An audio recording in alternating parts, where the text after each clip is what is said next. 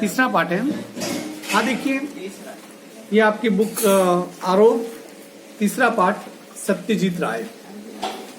देखिए, सत्यजीत राय, इस नाम के पीछे एक और नाम जुड़ा हुआ है, पथेर पांचाली। एक फिल्म है और पिछले 100 सालों में जो फिल्म का जो इतिहास है, सिर्फ एक व्यक्ति को, एक फिल्म को ऑस्कर अवार्ड मिला है विदेशी भाषा की कैटेगरी में, पथेर पंचाली।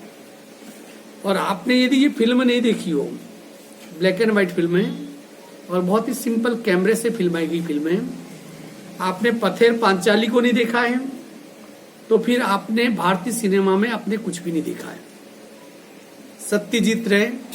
सत्यजीत राय उनकी ये पहली फिल्म थी और पहली फिल्म में ही उन्होंने सिनेमा के सब मिथक थे उनको तोड़ दिए।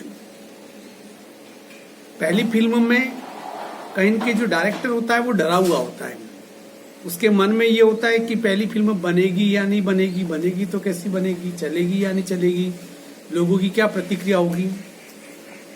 तो उनकी वो पहली film he the milestone of the Bollywood. हालांकि आप लोग देखोगे तो वो फिल्म समझ में नहीं आएगी। आप लोग यदि थोड़े फिल्मों के प्रति बड़े सही विचारों से यदि देखते हैं, अच्छी फिल्म देखने के शौकीन हो, तो 2-3 बार आंखें खोल के उसे देखनी पड़ेगी और उस फिल्म को फिर 10-15 बार देखी जा सकती है। और जब जब उस फिल्म को देखोगे, हर उम्र में वो फिल्म अपने नए अर्थ खोलेगी। तो सत्यजीत राय ने की पंच लाइनें, अच्छी तकनीक वह है जिसका इस्तेमाल दिखाई न पड़े।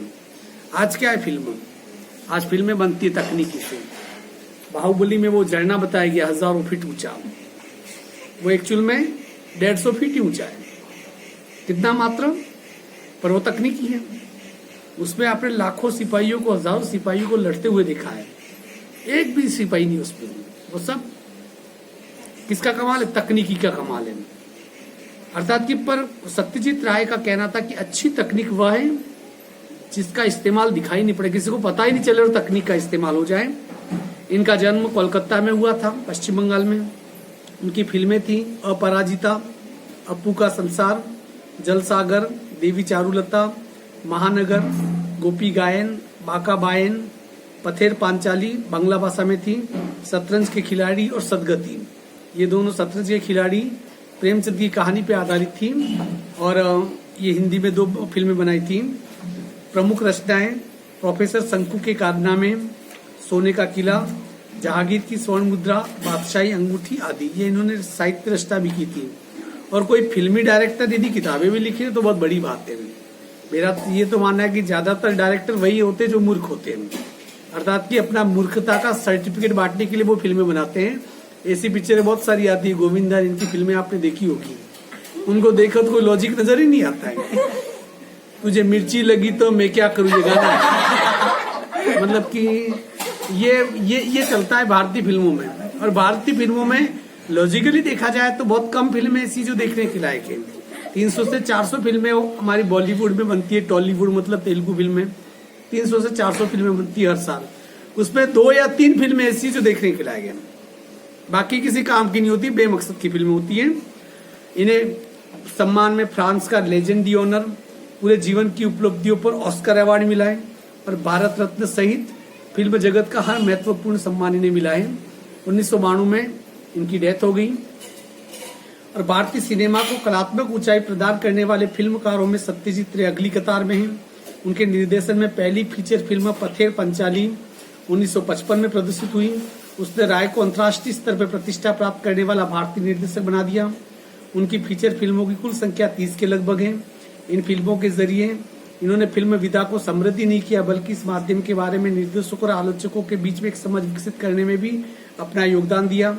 ध्यान देने की बात यह कि उनकी ज्यादातर फिल्में साहित्यिक कृतियों पर आधारित हैं। उनके पसंदीदा साहित्यकारों में बांग्ला के विभूति भूषण बंदोपाध्याय से लेकर हिंदी के प्रेमचंद तक शामिल हैं। फिल्मों के पटकथा लेकर संगीत संयोजन एवं निर्देशन के अलावा राय ने बांग्ला में बच्चों और किशोरों के लिए लेखन का काम भी बहुत संजीदगी के साथ किया। उनकी लिखी कहानियों में जासूसी रोमांच के साथ साथ पेड़ पौधे पशु पक्षी का सहज संसार भी लिखने का काम भी बहुत बेहतर ढंग से किया। और सिनेमा की समझ विकसित करने का काम 1955 में जो फिल्म बनाई थी अंतर्राष्ट्रीय स्तर पे फेमस कर दिया। और फिल्म बनाई थी एक ऐसे कैमरे के साथ, अभी जो शादी ब्याह में कैमरे इस्तेमाल होते हैं वो भी उससे ज्यादा 1000 गुना ज्यादा ताकतवर होते हैं। इतने सिंपल कैमरे से वो फिल्म उन्होंने बना डाली जिस फिल्म को आज हम सभी सुविधाओं के साथ भी नहीं बना सकते। वो फिल्म थी पथेर पांचाली। ये एकमात्र भारतीय डायरेक्टर है जिन्हें ऑस्कर अवार्ड मिला है अपने पूरी जीवन की उपलब्धियों के लिए। अप्पू के साथ 2.5 साल नामक संस्मरण पथेर पांचाली फिल्म के अनुभवों से संबंधित है। अप्पू के साथ जो संस्मरण है, अप्पू के साथ 2.5 साल, जो पथेर पांचाली जो पिक्चर बनाई थी, वो जो पिक्चर बन रही थी उसके साथ साथ दोनों काम चल रहे हैं। अप्पू के साथ उनके बिताए हुए वो 2.5 साल और उस फिल्म के बनने का समय, जिसका निर्माण भारतीय फिल्म के इतिहास की एक बहुत बड़ी घटना के रूप में दर्ज है। इससे फिल्म के सृजन और उसके व्याकरण से संबंधित कई बारीकियों को पता चलता है। यही नहीं, जो फिल्मी दुनिया हमें अपने ग्लैमर से चुंदियाती हुई जान पड़ती है, उसका एक ऐसा सच हमारे सामने आता है जिसमें साधारणता के बीच अपनी कला दृष्टि को साकार करने का संघर्ष भी है। इस पाठ का भाषांतर बांग्ला मूल से विलास गीते ने किया है। देखिए, जो एक दुनिया दिखाई देती है ग्लैमर की दुनिया, उसके परे भी एक कड़वा सच है जिसे हम देख नहीं पाते हैं। आपने देखा होगा कि अभी चल रहा है एक, हमें लगता है कि ये बड़ी बड़ी हीरोइन है, बड़े बड़े हीरो, आप देखो सब फंसे हुए उस ड्रग्स स्कैंडल में। मतलब जिन्हें कहते थे हम, जिनको हम अपनी प्रेरणा मानते थे, जिनके बारे में कि जिनको देखकर हम अपने बालों की स्टाइल बदल देते थे, जिनको देखकर चलना फिरना सीखना शुरू करते थे। अमीषा पटेल बालों की कोई स्टाइल रखे तो लड़कियां अगले दिन वो स्टाइल अपना लेती थी। मतलब we are the follower just. वो क्या कर रहे हैं, वो उनकी रातें ड्रग्स के बीच में रंगीन कर रहे हैं, नशे में धुत रहते हैं। उनकी दुनिया है, ग्लैमर की दुनिया के पीछे जो भयानक अंधकार छिपा हुआ है, अभी आपने मीडिया के माध्यम से, अखबारों के माध्यम से रोज का रोज सामने आ रहा है। तो इस यथार्थ को इन्होंने बताया है। किसी फिल्मकार के लिए उसकी पहली फिल्म एक अबूझ पहली होती है। बनने या न बन पाने की अमूर्त शंकाओं से घिरी फिल्म पूरी होती है तो फिल्मकार जन्म लेता है। अपनी पहली फिल्म की रचना के दौरान इस फिल्मकार का अनुभव संसार इतना रोमांचकारी होता है कि वह उसके जीवन में बचपन की स्मृतियों की तरह हमेशा जीवंत बना रहता है। वह इस अनुभव संसार में दाखिल होना उससे बेहतरीन फिल्म से गुजरने से कम नहीं होता है। कोई अपनी पहली फिल्म बनाए तो सबसे बड़ी बात है कि डर रहता है कि ये फिल्म बनेगी या नहीं बनेगी। दूसरी बात है कि पहली फिल्म जब आती है तब किसी एक इस संसार में किसी सिनेमाकार जो होता है उसका जन्म होता है, क्योंकि लोग व्यक्ति को नहीं जानते, व्यक्ति की जो उपलब्धियां होती है उस रूप में उसे जानते हैं। तो यहाँ पर उसने जो अपना संस्मरण है वो उसके लिए बचपन की पूरी क्या बन गया, एक यादें बन गया। अब अप्पू के साथ 2.5 साल एक रोमांचकारी सफर था। ये पथेर पांचाली का निर्माण किन परिस्थितियों में हुआ था उसके बारे में और किस प्रकार से फिल्में बनती है उसका एक अभूतपूर्व वर्णन है। Late we start. अप्पू के साथ 2.5 साल। पथेर पांचाली फिल्म की शूटिंग का काम कोई 2.5 साल तक चला था। इस 2.5 साल के कालखंड में हर रोज तो शूटिंग होती नहीं थी। मैं तब एक विज्ञापन कंपनी में नौकरी करता था। नौकरी के काम से जब फुर्सत मिलती थी तब शूटिंग करता था। मेरे पास उस समय पर्याप्त पैसे भी नहीं थे। पैसे खत्म होने के बाद फिर से पैसे जमा होने तक शूटिंग स्थगित रखनी पड़ती थी। चूंकि सत्यजीत रे किस पे काम कर रहे थे, एक विज्ञापन कंपनी में, और वो जब जब उससे टाइम मिलता था तब वो शूटिंग करते थे। और उनके पास जब पैसे खत्म हो गए तो पैसे जमा करने के लिए भी शूटिंग को स्थगित करना पड़ता था। बड़े संघर्ष के साथ उन्होंने ये फिल्म का निर्माण किया था। और ऐसा इसलिए इस फिल्म को बनने में कितने साल लगे थे, 2.5 साल लगे थे। शूटिंग का आरंभ करने से पहले फिल्म में काम करने के लिए कलाकार इकट्ठे करने का एक बड़ा आयोजन हुआ। पहला तो सबसे चुनौती थी कि इस फिल्म के कलाकार किसे ले, विशेषकर अप्पू की भूमिका जो इस पूरे पथेर पांचाली फिल्म का कैरेक्टर है, मेन लीड रोल एक बच्चा है। इसमें जो मेन हीरो है वो कौन है, एक बच्चा है। विशेषकर अप्पू की भूमिका निभाने के लिए 6 साल का एक लड़का मिल ही नहीं रहा था। 6 साल का लड़का इसमें मेन कैरेक्टर है। और उसकी यदि आप एक्टिंग देख लो, उसकी एक्टिंग देख लो तो अमिताभ बच्चन जैसे 70-80 साल के बूढ़े लोग भी फेल है। अप्पू जैसी एक्टिंग कोई बच्चा भारतीय सिनेमा में आज तक वापस नहीं कर पाया। हाँ, हल्की सी झलक दिखती है आपको तारे जमी पर, उसमें वो जो लड़का है दरसिल सफारी, उसमें लगता है कि वो उसके आसपास पहुंचा है, पर नहीं। तो सबसे पहला काम था उस 6 साल के लड़के को ढूंढना। किसको, 6 साल के लड़के को ढूंढना वो मुश्किल काम हो रहा था। आखिर मैंने अखबार में इस संदर्भ में एक इश्तहार दिया, थक के अखबार में देना पड़ा, भाई ऐसा लड़का चाहिए जो इस प्रकार से एक्टिंग कर सके। रास बिहारी एवेन्यू की एक बिल्डिंग में मैंने एक कमरा भाड़े पर लिया। वहां पर बच्चे इंटरव्यू के लिए आते थे। किसी जगह पर एक कमरा ले लिया उसने, बच्चे आते थे उनके पास इंटरव्यू के लिए। बहुत से लड़के आए, लेकिन अपू की भूमिका के लिए मुझे जिस तरह का लड़का चाहिए था वैसा एक भी नहीं था। एक दिन एक लड़का आया, उसकी गर्दन पे लगा पाउडर देख के मुझे शक हुआ। नाम पूछने पर नाजुक आवाज में वह बोला टिया। गले में पाउडर वगैरह लगा हुआ था। नाम पूछा तो उसने बताया अपना नाम टिया, 6 साल का बच्चा। उसके साथ आए उसके पिताजी से मैंने पूछा कि अभी अभी इसके बाल कटवा कर यहाँ से लाए हूँ। पाउडर वगैरह लगा हुआ था, तो लगा कि अभी अभी उसने बाल कटवाए होंगे। कटवा कर अंदर आ जाओ बेटा, बैठ जाओ। अभी अभी उसके बाल कटवा कर यहाँ ले आए हैं। वे सज्जन पकड़े गए। वे सज्जन क्या हुए? पकड़े गए। सच छिपाने से के बोले, असल में ये मेरी बेटी है। अपू की भूमिका मिलने की आशा से उसके बाल कटवाकर आपके यहाँ ले आया। वो कौन थी? लड़की थी, पर उसे चाहते थे कि लड़के का रोल कौन करे, एक लड़की करे, इसलिए उसने अपनी लड़की के क्या कर दिए थे? बाल उसने कटवा दिए थे।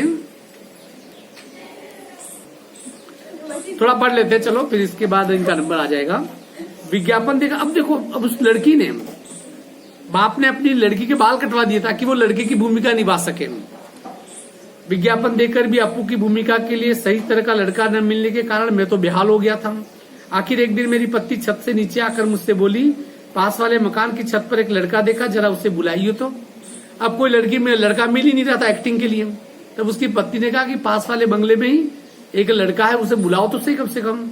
आखिर हमारे पड़ोस के घर में रहने वाला लड़का सुबीर बनर्जी ही पथेर पांचाली में अपू बना। मुझे कहते हैं ना, घर में छोरा और नगर में ढिंडोरा। लड़का पास में मिल गया, उन्हें देखा कि वो लड़का, और वही लड़का जो उसके पिता का नाम था सुधीर बनर्जी, उनका लड़का था जो पास में रहता था। अचानक वो मिला और वो बना, उस फिल्म का अपू बना। फिल्म का काम आगे भी 2.5 साल चलने वाला है, इस बात का अंदाजा मुझे पहले नहीं था। इसलिए जैसे जैसे दिन बीतने लगे वैसे वैसे मुझे डर लगने लगा। अपू और दुर्गा की भूमिका निभाने वाले बच्चे अगर ज्यादा बड़े हो गए तो फिल्म में वह दिखाई देगा। अर्थात कि अब फिल्म में 2.5 साल लग गए। अब उसे डर था कि जो बच्चे एक्टिंग कर रहे हैं, यदि वो 2.5 साल तक, 6 साल का एक बच्चा यदि एक्टिंग करेगा 2-2.5 साल के बाद, तो वो तो पहले से ज्यादा बड़ा अंतर आ जाता है, क्योंकि छोटे बच्चे तेज गति से बढ़ते हैं। तो वो डर, वो इसलिए इस बात पे सत्यजीत राय डर रहा था। लेकिन मेरी खुशकिस्मती से उस उम्र में बच्चे जितने बढ़ते हैं उतने अपू और दुर्गा की भूमिका निभाने वाले बच्चे नहीं बढ़े। पर ये 2 बच्चे भाग्यशाली थे कि उतने नहीं बढ़े। कई बच्चे तेज गति से ग्रोथ करते, पर ये नहीं बढ़े। इंदिरा ठाकुरन की भूमिका निभाने वाली 80 साल उम्र की चुन्नीबाला देवी 2.5 साल तक काम कर सकी, यह भी मेरे सौभाग्य की बात है। और जो इंदिरा ठाकुरन थी, उसमें 80 साल की औरत का रोल था, उसका 80 साल की थी, और वो 2.5 साल तक जिंदा रही, यही बड़ी बात है। उसको डर था कि फिल्म की शूटिंग लंबी चली और 2.5 साल में ये बंदी लुढ़क गई तो काम खत्म, फिर न वापस बनानी पड़ेगी फिल्म, पर वो भी सही सलामत रही। शूटिंग की शुरुआत में एक गड़बड़ हो गई। देखो, शूटिंग करते, फिल्में बनाते, उसमें 1000 मुश्किल आएगी। क्या गड़बड़ हुई? अपू और दुर्गा को लेकर हम कलकत्ता से, आज कोलकाता आइए, कलकत्ता से 70 मील पर पालसीट नाम के एक गांव गए। वहां रेल लाइन के पास काश फूलों से भरा एक मैदान था। अपू और दुर्गा पहली बार रेलगाड़ी देखते हैं, रेलगाड़ी पहली बार बैठते हैं। वो दोनों पात्र, अपू और दुर्गा, दोनों छोटे पात्र करेक्टर होते हैं। इस सीन की शूटिंग हमें करनी थी, और शूटिंग क्या थी कि ये दोनों पहली बार किसी रेल को देख रहे हैं और वो फिल्मांकन करना था उन बच्चों के चेहरे पर। यह सीन बहुत ही बड़ा था। एक दिन में उसकी शूटिंग पूरी होना नामुमकिन था, कम से कम 2 दिन लग सकते थे। पहले दिन जगदात्री पूजा का त्योहार था। दुर्गा के पीछे दौड़ते हुए अपू काशफूलों के वन में पहुंचता है। वहां एक वन होता है काशफूलों का, एक कोई विशेष प्रकार का पेड़ होता है, उस वन में पहुंचता है। सुबह शूटिंग करके शाम तक हमें सीन का आधा भाग चित्रित किया कि रेल आने वाली है, ये वहां दौड़ रहे हैं, और फिर अचानक ट्रेन दिखाई देती है। ये उन्हें क्या करनी थी? शूटिंग करनी थी। निर्देशक, छायाकार, छोटे अभिनेता, अभिनेत्री, हम सभी इस क्षेत्र में नवागत होने के कारण थोड़े बुराए हुए ही थे। बाकी का सीन बाद में चित्रित करने का निर्णय लेकर हम घर पहुंचे। आधा सीन तो उन्होंने रिक्रिएट कर दिया, पर जो इसमें काम करने वाले थे वो सब, लगभग सभी लोग क्या थे? नए थे। 7 दिन बाद शूटिंग के लिए उस जगह गए तो वह जगह हम पहचान ही नहीं पाए। अब 7 दिन बाद वापस वहां शूटिंग करने के लिए गए। आधा भाग उन्होंने क्या कर दिया था, फिल्मांकन कर लिया था, और आधे भाग की शूटिंग के लिए वापस 7 दिन के बाद जब उसे छुट्टी मिली ऑफिस से तो फिर शूटिंग करने गए। तो उस जगह को पहचान नहीं पाए। क्यों पहचान नहीं पाए? लगाइए कहाँ गए हम, कहाँ गए वे सारे कासफूल। बीच के 7 दिनों में जानवरों ने वे सारे कासफूल खा डाले थे। अब आधा तो शूटिंग कर ली, पर बाकी जानवर, बाकी जो बचे हुए थे सबको एक साथ क्या कर गए, चर गए। अब अगर हम उस जगह बाकी आधे सीन की शूटिंग करते तो पहले आधे सीन के साथ उसका बैल नहीं बैठता। पहले कासफूल के वन में शूटिंग की, अब वापस वहां करते, वहां तो थे ही नहीं, तो दोनों दृश्य क्या हो जाते हैं, अलग हो जाते हैं। अब 2 दिन में फूल तो उगाए नहीं जा सकते हैं, तो इसमें से कंटिन्यूटी निर्धारित हो जाती है। मतलब कि जो फिल्म की जो जान थी, जो सीन था, वो सीन क्या हो जाता, जो कंटेंट था, जो कंटिन्यूटी थी, वो क्या हो जाती, निर्धारित हो जाती, मतलब गायब हो जाती है। उस सीन के बाकी अंश की शूटिंग हमने उसके अगले साल शरद ऋतु में जब फिर से वह मैदान कासफूलों से भर गया तब की। अर्थात कि उस आधे दृश्य की शूटिंग कब की, अगले साल जब वापस वो फूल खिलेंगे और उस जगह पे जाके की। और आपको जो फिल्में दिखती हैं कि जैसे क्रम से चलता है शूटिंग, वैसे नहीं करते हैं। जैसे किसी पर्टिकुलर जगह की शूटिंग करनी है, जैसे कहीं यहाँ बच्चा इस जगह पैदा हुआ, माँ की शूटिंग कर ली, और उसी जगह विलेन को मारना है। विलेन को मारने वाला सीन तो लास्ट में आएगा, पर विलेन को मारने वाला सीन वो क्या करते हैं, उसी समय वो उसमें उसी जगह कर लेते हैं, उसी सेट पे कर लेते हैं, ताकि उस सेट का मामला खत्म हो गया। तो फिल्में आपने देखा होगा कि जब फिल्में बनती हैं, फिल्में जो स्टार्ट होने क्लैपिंग बजती है, क्लैपिंग होता है ना, सीन नंबर, उसपे सीन नंबर लिखे होते हैं, तो वो सीन दर सीन जोड़ते हैं। जैसे कि पहला सीन है और आपने 300वां सीन है, पहला सीन कर लिया और उसी जगह 300वां सीन करेंगे तो उस सीन के ऊपर 300वां नंबर लगा होगा, और ताकि उसको 300 नंबर पे क्या करेंगे, वापस जोड़ेंगे। फिर क्या करते हैं, उससे क्या करते हैं, एडिटिंग करते हैं, ठीक है ना। तो उस सीन के बाकी अंश की शूटिंग हमने उसके अगले साल शरद ऋतु में जब फिर मैदान कासफूलों से भर गया तब की। उसी समय रेलगाड़ी के भी शॉट्स लिए, लेकिन रेलगाड़ी के इतने शॉट्स थे कि एक रेलगाड़ी से काम नहीं चला। एक के बाद एक 3 रेलगाड़ियों को हमने शूटिंग के लिए इस्तेमाल किया। सुबह से लेकर दोपहर तक कितनी रेलगाड़ियां उस लाइन पर से जाती है, ये पहले ही टाइम टेबल देखकर जान लिया था। हर एक ट्रेन एक ही दिशा से आने वाली थी। जिस स्टेशन से वे रेलगाड़ी आने वाली थी उस स्टेशन पे हमारी टीम के अनिल बाबू थे। रेलगाड़ी स्टेशन निकलते समय अनिल बाबू भी इंजन ड्राइवर की कैबिन में चढ़ते थे, क्योंकि गाड़ी के शूटिंग की जगह के पास आते बॉयलर में कोयला डालना जरूरी था ताकि काला धुआं निकले। सफेद कासफूलों की पृष्ठभूमि पर अगर काला धुआं नहीं आया तो दृश्य कैसे अच्छा होगा। अब देखिए कितनी सोच थी। ट्रेन जब रेलगाड़ी स्टेशन से निकलती थी तो अनिल बाबू एक क्या करते थे, उस ट्रेन में बैठते थे, और जैसे वो कासफूलों का जो वन आने वाला था उसके पहले बॉयलर में, पहले किसी कोयले से चलने वाली ट्रेनें चलती थी, बॉयलर में कोयला डालना जरूरी था। जैसे कोयला डाला जाता था उससे क्या होता था कि काला धुआं उठता था, और काला धुआं उठने से क्या होता था, उनको फिल्मांकन क्या करना था, फिल्मांकन ये कि बैकग्राउंड में सफेद फूल थे कासफूलों के, और ऊपर से इस तरफ से क्या हो रहा था और दूसरी तरफ से उठता हुआ काला धुआं, ताकि उनका सीन कंप्लीट हो सके। इस प्रकार से बहुत सारी तकलीफें इन्होंने क्या की थी, देखी थी। अब बाकी का अपन जो पढ़ेंगे इसमें अपन कल पढ़ेंगे। आप लोग इस पाठ को जहां तक मैंने पढ़ाया एक बार पढ़ लेना। धन्यवाद।